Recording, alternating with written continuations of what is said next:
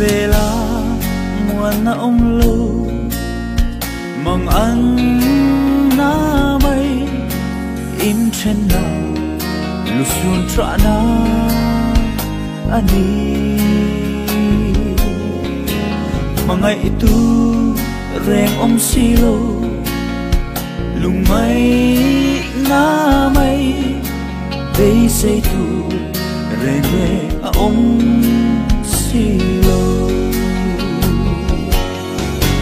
Krista kanun na tu rugani kacota Krista ang chu achwa limin ka sai se lang lal pa fakir so nakim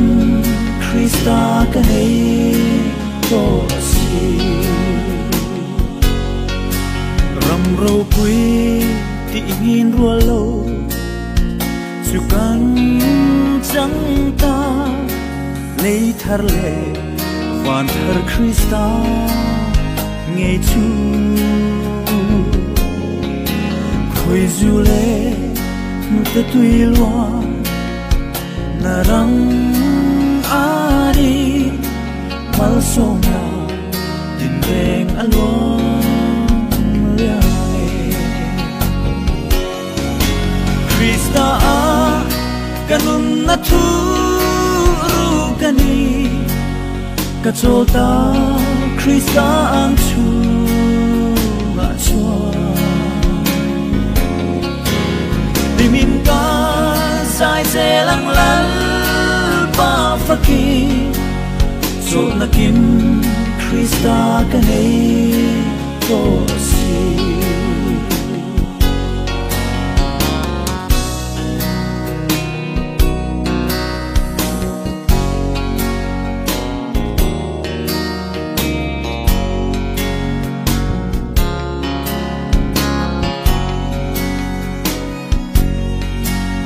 kataksa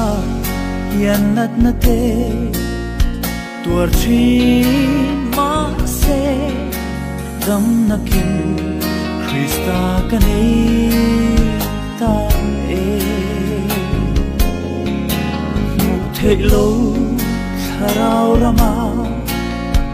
ka chuan kai ta